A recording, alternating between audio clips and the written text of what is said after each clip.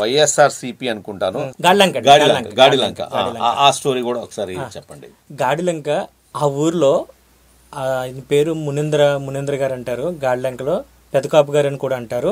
ఆ అల్లుడి గారు అప్పుడే కాలం చేసి ఉన్నారు. ఎందుకు జరిగింది ఈ విషయం అని చెప్పడానికి తెలుసుకోవడానికి చాలా ప్రయత్నాలు చేస్తున్నారు.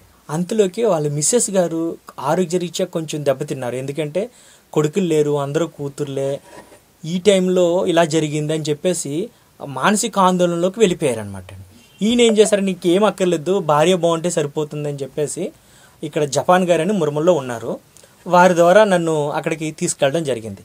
నేను ఆ రోజు ఏం చెప్పానంటే, మీరు 9వ రోజుకి మీ మేడం గారు అద్భుతంగా హ్యాపీగా నవ్వుతూ ఉంటారు, ఇంకా మీరు ఆవిడ కోసం దిగిలి చెందక్కర్లేదు, ఈ ఉత్తరంలో ఉన్నటువంటి కొబ్బరి చెట్లు 3 గేట్లు పెట్టాలి అని చెప్పేసి అన్నానండి. అన్న తర్వాత కొంచెం సందిగ్ధంలోకి వెళ్ళారు. 3 గేట్లు ఏంటి అని చెప్పేసి గేట్లన్నీ పెట్టేసి మొత్తం సక్రమంగా చేసేసి మీటర్ ఒకటి ఉత్తర వాయువులో ఉండేది, అది ఆగ్నేయం వైపు వేయాలని చెప్పాను. ఎందుకంటే ఆగ్నేయంలో ట్రాన్స్ఫార్మరు పంటలు పండించే ఫార్మరు. ఇవన్నీ చేసేస్తూ వేరే తిలకం దిద్దు ఒకటి అనేసి వెళ్ళానండి. మీకు ఇంటికి ఒక పదవి ఆకర్షిస్తుంది, వద్దని మట్టుకు అనొద్దు, ఇది నా గౌరవం, నేనేంటో నిరూపించుకోవాలంటే మీరు అది చెయ్యాలని చెప్పేసి అన్నానండి. జనసేన వాళ్ళందరూ వచ్చి మీరే నిలబడాలి, సపోర్ట్ చేస్తామని చెప్పేసి అన్నారు. ఆయన నిరాకరించారు. ఎందుకంటే అప్పటికే అల్లుడిని కోల్పోయారు. ఇప్పుడు ఈ పదవులు ఇవి అవసరం అంటావా, జనాలు ఏమనుకుంటారు, గౌరవ మర్యాదలు ఏమైపోతే అనే ఒక భావంతో ఆయన వద్దన్నారు. మళ్ళీ నాకు ఆ విషయం తెలిసిందండి.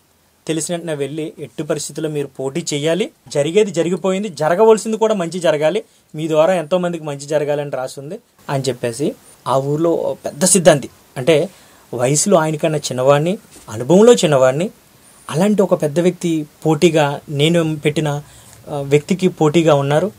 అప్పుడు ఓట్ల ఎలక్షన్లో అన్ని వార్డులన్నీ కూడా అతనికి అనుకూలంగా వచ్చేసాయి. ఇంకా మేము ఓడిపోవడానికి సిద్ధంగా ఉన్నాం. నాకు ఫోన్ వచ్చింది, గురువుగారు మనం ఓడిపోతున్నాం, మీరు అనవసరంగా మాట ఇచ్చేశారు, మన గౌరవం పోయేలా ఉందనేసి అన్నాను. నేను ఒకటే నమ్మాను ఎప్పుడు కూడా, చెప్పి నేను మర్చిపోవచ్చు, విని మీరు మర్చిపోవచ్చు, కానీ పంచభూతాలు మర్చిపోవు. అవి ఏం చెయ్యగలిగితే అవి చేసేస్తాయి. లాస్ట్ మినిట్ వరకు వేచి చూడండి అనేసి అన్నా. అయితే ఆయన బయటకు వచ్చేసారు. ఇంకా అందరూ వాళ్ళు జేజేలు కొట్టేసుకున్నారు, మేము ఓడిపోయామని అనుకున్నారు. కానీ పంచభూతాల పవర్ ఏంటనేది అందరికీ తెలియజేస్తున్నాను. 9 ఓట్లు లేదా 11 ఓట్లు పూర్తిగా నాకు అంచనా లేదు. ఆ రోజునైతే చెప్పారు.